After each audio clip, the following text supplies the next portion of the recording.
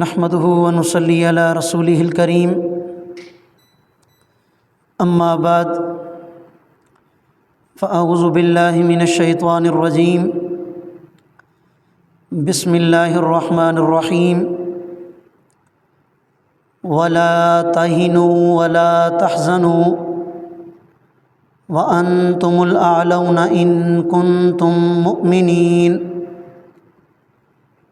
سبحان ربك رب العزة عما يصفون وسلام على المرسلين والحمد لله رب العالمين اللهم صل على سيدنا ومولانا محمد وعلى آل سيدنا ومولانا محمد وبارک وسلم۔ میرے انتہائی واجب الاحترام مسلمان بھائیوں، دوستوں، بزرگوں، اللہ رب العالمین نے دنیا کی زندگی میں ہر انسان کو اس بات کا اختیار دیا ہے کہ وہ چاہے تو نیک اعمال والی زندگی گزارے یا چاہے تو برے اعمال پر اپنی زندگی بسر کر دے۔ ہر انسان کو اللہ تعالیٰ کی طرف سے یہ اختیار ہے، اور یہی اس انسان کا امتحان بھی ہے کہ اس کی خواہشات، اس کا نفس اور شیطان اسے برائی کی دعوت دیتا ہے، اور اللہ رب العالمین اسے نیک اعمال کی طرف بلاتے ہیں، اپنی مغفرت اور جنت کی طرف بلاتے ہیں۔ تو یہ حق اور باطل کے درمیان ایک جنگ ہے۔ اب جو اللہ کے نیک بندے ہوتے ہیں وہ اللہ رب العالمین کی مان کر نیک اعمال پر زندگی گزارتے ہیں، اور جو انسان فسق و فجور میں مبتلا ہوتے ہیں وہ اپنی خواہشات کے بندے بن کر زندگی گزارتے ہیں۔ قرآن و سنت سے ہمیں اللہ رب العالمین کی جزا اور سزا کا یہ قانون ملتا ہے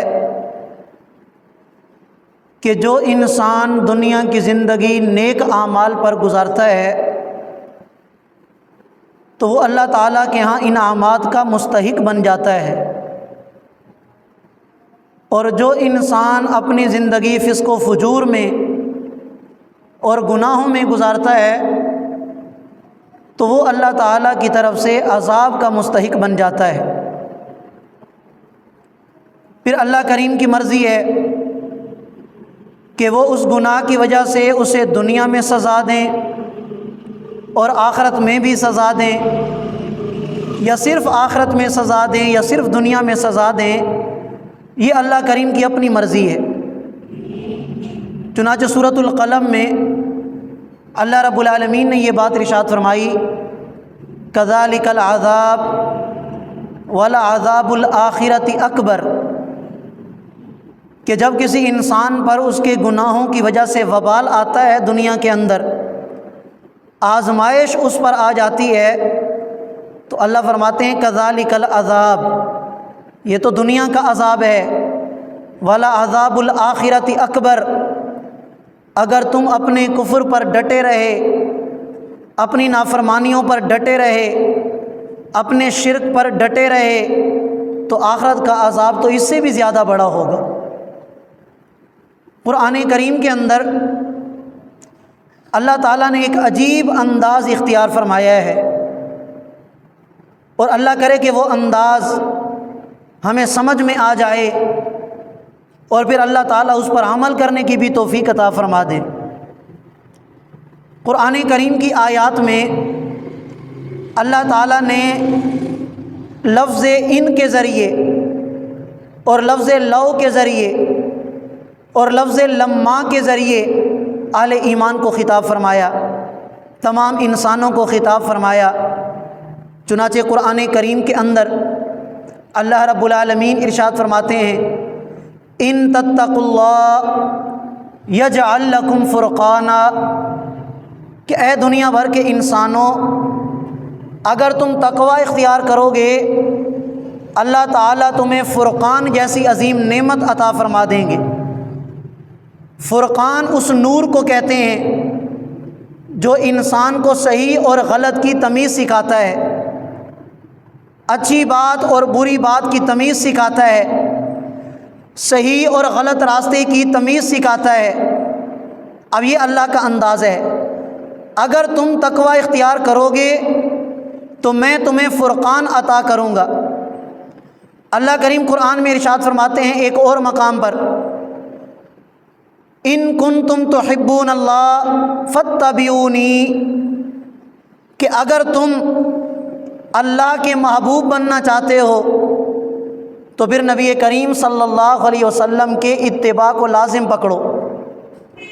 ایک اور مقام پر اللہ کریم ارشاد فرماتے ہیں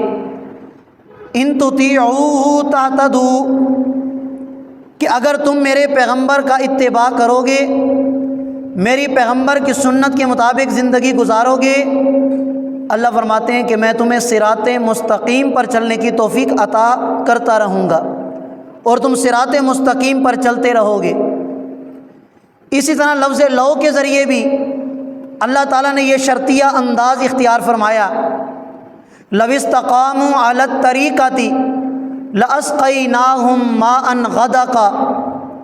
کہ اگر یہ انسان صراط مستقیم پر چلتا رہے گا، سیدھے راستے پر چلتا رہے گا، اللہ فرماتے ہیں کہ میں آسمان سے خوب بارشیں برساؤں گا، اپنی رحمت خوب نازل کروں گا۔ اور یہی انداز اللہ تعالیٰ نے لفظ لما کے ذریعے بھی اختیار فرمایا، اور اللہ کریم ارشاد فرماتے ہیں فلما عتوا عما نہوا عنہ قلنا لهم كونوا قردة خاسئین، کہ جب انسانوں نے اللہ تعالیٰ کی نافرمانی کی تو اس وقت اللہ تعالیٰ کی طرف سے یہ حکم نازل ہوا کونوا قردة خاسئین، کہ تم خنزیر اور بندروں کی شکل میں تبدیل ہو جاؤ۔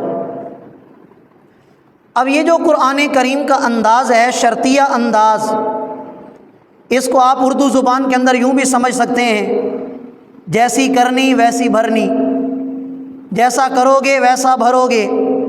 اور عربی زبان کے اندر کما تدینو تدانو، کہ جو بو گے وہی کاٹو گے، جیسا کرو گے وہی بھرو گے۔ اللہ تعالیٰ نے گویا عدل اور بدلے کا قانون قرآن میں بیان فرما دیا، جیسی زندگی گزارو گے نتیجہ اسی طرح کا آئے گا، اللہ تعالیٰ کی طرف سے فیصلے اسی طرح کے آئیں گے۔ اگر تم نیک زندگی گزارو گے، بھلائی والی زندگی گزارو گے، اللہ تعالیٰ کی طرف سے فیصلے بھی اسی طرح کے آئیں گے۔ اگر تم گناہوں والی زندگی گزارو گے، نافرمانی والی زندگی گزارو گے، اللہ تعالیٰ کی طرف سے فیصلے بھی اسی طرح کے آئیں گے۔ آپ اقوام عالم پر اور اقوام عالم کی تاریخ پر ایک نظر ڈالیں، سب چیز آپ کے سامنے واضح ہو جائے گی۔ آپ علیہ الصلاۃ والسلام کی امت سے پہلے 1,24,000 کم و بیش پیغمبر اس دنیا میں تشریف لائے اور ان کی قومیں گزریں۔ اللہ نے چند ایک قوموں کا ذکر قرآن میں بھی کیا ہے، تو ان قوموں کی حالت آپ حضرات قرآن کریم میں پڑھتے رہتے ہیں، علماء سے سنتے رہتے ہیں کہ جن قوموں نے اللہ کی نافرمانی کی اللہ نے دنیا میں بھی عذاب دیا اور آخرت میں بھی وہ عذاب کے مستحق ہوں گے، اور جن قوموں نے اللہ کی فرما برداری کی اللہ تعالیٰ نے انہیں دنیا میں بھی انعامات سے نوازا اور آخرت والی ہمیشہ ہمیشہ والی زندگی میں بھی انعامات سے نوازیں گے۔ مثال کے طور پر حضرت نوح علیہ السلام کی قوم کو دیکھ لیں، 950 سال تک حضرت نوح علیہ السلام اپنی قوم کو تبلیغ کرتے رہے، اللہ کا پیغام سناتے رہے۔ اب چند ایک مسلمان بنے، چند ایک نے ان کی بات کو مانا، اللہ نے انہیں دنیا میں بھی کامیابی عطا فرمائی کہ جب طوفان نوح آیا اور پانی آیا، سیلاب آیا، اللہ تعالیٰ نے انہیں دنیا میں نجات عطا فرمائی، اور باقی سارے انسانوں کو، ساری قوم کو اللہ تعالیٰ نے اس پانی کے اندر غرق فرما دیا۔ حتیٰ کہ حضرت نوح علیہ السلام کی بیوی، حضرت نوح علیہ السلام کا بیٹا، اور صرف یہ نہیں کہ اللہ نے انہیں ہلاک کیا بلکہ حضرت نوح علیہ السلام کو یہ حکم دیا کہ میرا پیغمبر اب ان لوگوں کے بارے میں تم نے دعا بھی نہیں کرنی، اور مجھ سے یہ سوال بھی نہیں کرنا کہ اللہ انہیں معاف کر دے، یہ نافرمان ہیں، انہوں نے اپنی نافرمانی پر ڈٹ کر دکھایا، اب جب اللہ کی پکڑ آئے گی تو یہ اللہ کی پکڑ سے بچ نہیں سکتے۔ اور اللہ نے کامیاب کیا ان لوگوں کو کہ جنہوں نے حضرت نوح علیہ السلام کا ساتھ دیا۔ بے شمار ایسے واقعات ہیں قوموں کے جو قرآن کریم کے اندر موجود ہیں۔ بنی اسرائیل والوں نے اللہ کی نافرمانی کی، اپنے پیغمبر کی نافرمانی کی۔ اللہ تعالیٰ قرآن میں ارشاد فرماتے ہیں ضربت علیہم الذلۃ والمسکنہ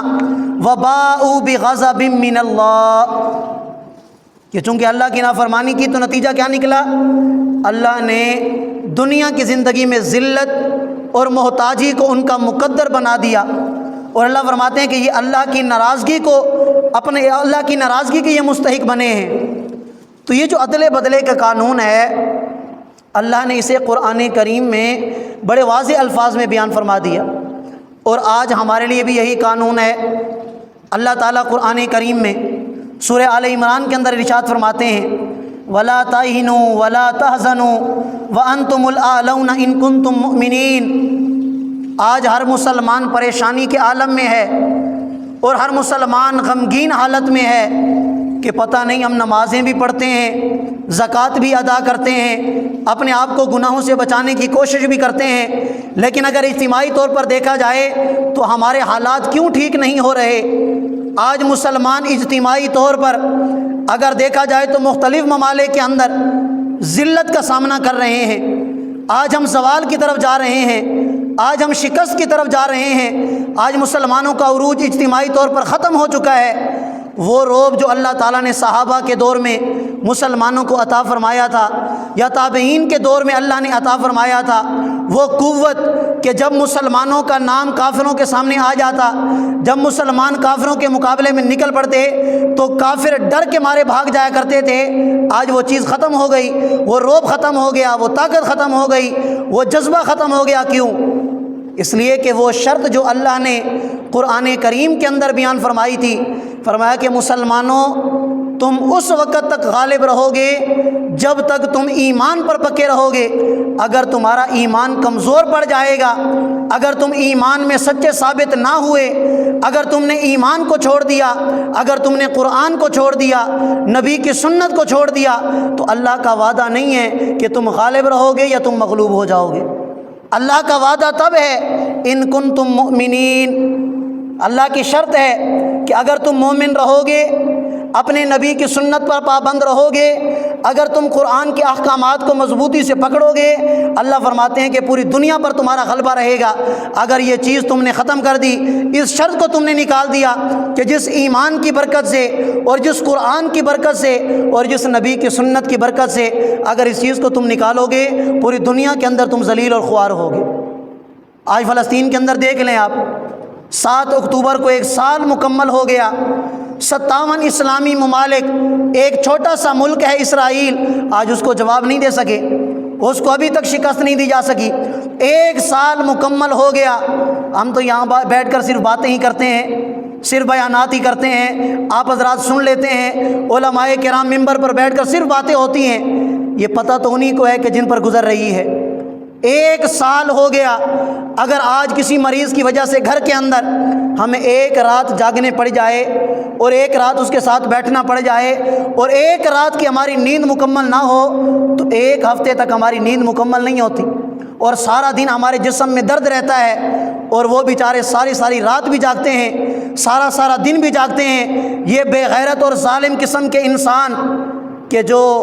انسانی حقوق کا نعرہ بھی لگاتے ہیں اور ادھر سے مسلمان بچوں پر، مسلمان خواتین پر، مسلمان بزرگوں پر میزائل بھی داغتے ہیں اور ان پر حملے بھی کرتے ہیں۔ اصل میں اگر دیکھا جائے تو بات وہی آ جاتی ہے۔ آج جو مسلمان غفلت کا مظاہرہ کر رہے ہیں، آج مسلمان جو غفلت میں پڑے ہوئے ہیں اور اپنے مسلمانوں کا ساتھ نہیں دے رہے، تو وجہ یہی ہے کہ آج ہم بھی ڈرتے ہیں، ہم کیسے آواز اٹھائیں ان کے حق میں؟ ہم کر تو کچھ نہیں سکتے، اس لیے کہ اجتماعی طور پر ہم مسلمان ان کافروں کے تسلط کے نیچے ہیں۔ آج ہم ان سے مغلوب ہیں، تبھی تو ہمارے حکمران ہوں یا کسی بھی اسلامی ملک کے حکمران ہوں، وہ علل اعلان فلسطین کے حق میں آواز نہیں اٹھا سکتے۔ अलल ऐलान, वो फ़लस्तीन के साथ खड़े होने का ऐलान नहीं कर सकते, इसलिए कि आज हम मग़लूब हैं इज्तिमाई तौर पर। हमारी मईशत उन्हीं के हाथ में है, हमारे सारे कारोबार उन्हीं के हाथ में हैं, हमारी सारी की सारी चीज़ें उन्हीं के हाथ में हैं। जब सब का सब हमारा उन्हीं के कब्ज़े में है तो फिर हम उनके ख़िलाफ़ आवाज़ कैसे उठा सकेंगे? और इसकी बुनियादी वजह यही है कि आज हम मुसलमानों ने कुरान को छोड़ा है, नबी के पैगाम को छोड़ा है, आप अलैहिस्सलाम की सीरत को छोड़ा है। देखें, इब्ने माजा की रिवायत है, हज़रत अब्दुल्ला इब्ने उमर रज़ी अल्लाह तआला अन्हुमा इसके रावी हैं। वो फरमाते हैं कि जब 5 चीज़ें होंगी तो उसके बदले में अल्लाह ताला 5 चीज़ें ज़रूर अता करेंगे। और उनमें से एक चीज़, हज़रत अब्दुल्ला इब्ने उमर फरमाते हैं कि जब मुसलमान अल्लाह ताला के अहकामात को छोड़ना आसान समझेंगे, अल्लाह ताला पूरी उम्मत को खाना जंगी में मुब्तला फरमा देंगे। आज अल्लाह ताला के अहकामात को छोड़ा जा रहा है, और अल्लाह ताला का कोई हुक्म छूट जाए और कोई कहने वाला ये कह दे कि भाई ये तो अल्लाह का हुक्म है, तुम उस हुक्म की खिलाफ वर्जी कर रहे हो, तो आगे से वो कहता है कि कोई बात नहीं है कि हुक्म तो छूटा है, नमाज तो पढ़ता हूँ, ज़कात तो देता हूँ, अगर इस पर मेरा अमल नहीं है और ये है भी सुन्नत, और अगर रह भी गई है तो इससे क्या हो जाएगा? तो उलमा फरमाते हैं कि ठीक है, सुन्नत अगर रह जाए तो उससे आदमी काफिर नहीं बन जाता, लेकिन आज हम मुसलमानों का रवैया गुस्ताखाना है। अगर आप किसी को कहते हैं कि यार ये अमल तूने क्यों नहीं किया, वो कहते हैं यार ये तो सुन्नत है, कौन सा फ़र्ज़ है। अब ये जो रवैया है ये रवैया गुस्ताखाना है, यानी तुम्हारा रवैया बता रहा है कि माअज़ल्लाह सुन्नत की तो कोई अहमियत ही नहीं है, सारी की सारी अहमियत तूने फ़राइज़ की तरफ कर दी। तो आज जो हम मुसलमान इज्तिमाई तौर पर मईशत की तंगी में मुब्तला हैं, अल्लाह माफ़ करे, ये अल्लाह ताला का हमारे ऊपर अज़ाब है। इसी रिवायत के अंदर जो मैंने इब्ने माजा की आप हज़रात के सामने नकल की है, हज़रत अब्दुल्ला इब्ने उमर के हवाले से, हज़रत अब्दुल्ला इब्ने उमर फरमाते हैं कि जब मुसलमान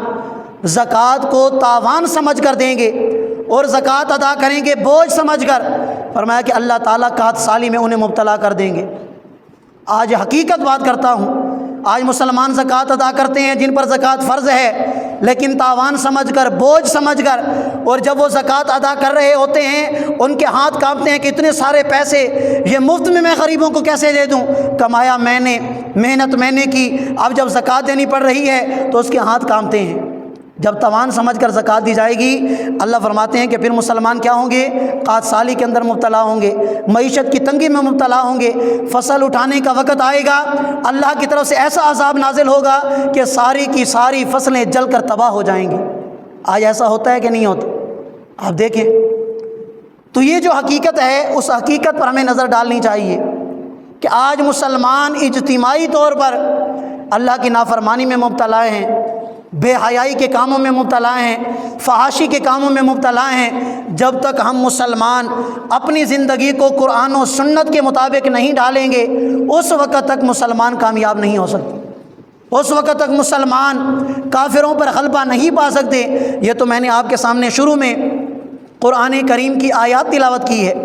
आप कुरान करीम को पढ़ें, कुरान करीम के करीब आएँ, अल्लाह का कुरान आपको बताएगा कि वाकई कुरान करीम के अंदर तो अल्लाह ताला ने शर्तिया अंदाज़ इख्तियार फरमाया।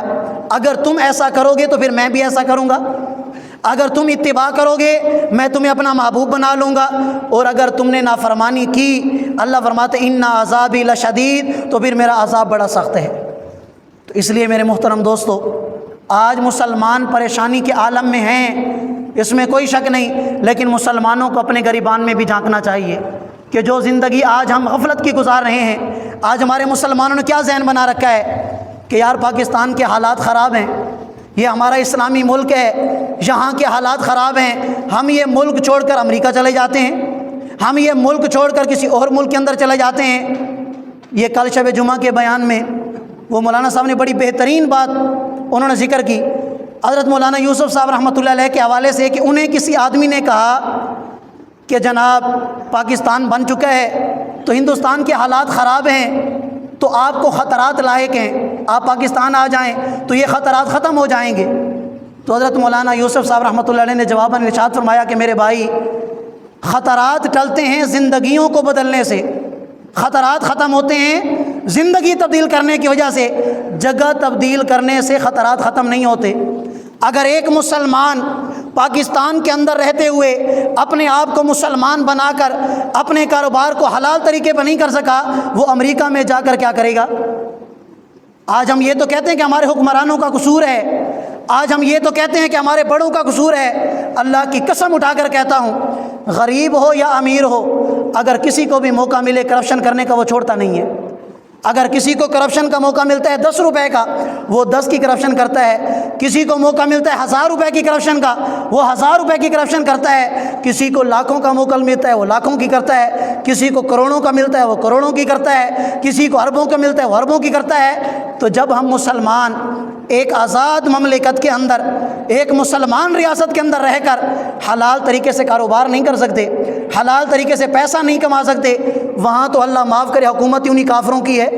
حکومت انہی یہودیوں کی ہے، عیسائیوں کی ہے، تو کیا خیال ہے وہاں جا کر ہماری زندگی تبدیل ہوگی؟ اس لیے یقین جانیے،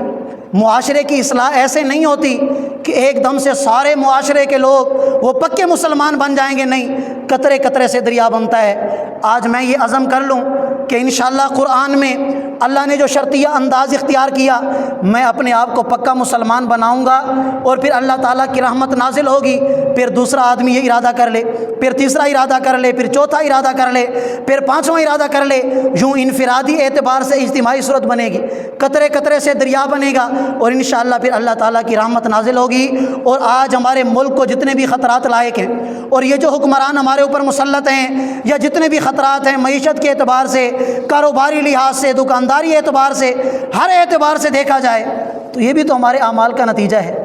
اللہ تو قرآن کریم میں خود ہی ارشاد فرماتے ہیں کہ آج تمہارے اوپر جو بھی مصیبت آتی ہے، فَبِمَا كَسَبَتْ أَيْدِيكُمْ، یہ تمہارے اپنے اعمال کا نتیجہ ہے۔ ہم اپنے اعمال پر تو ایک نظر ڈال لیں،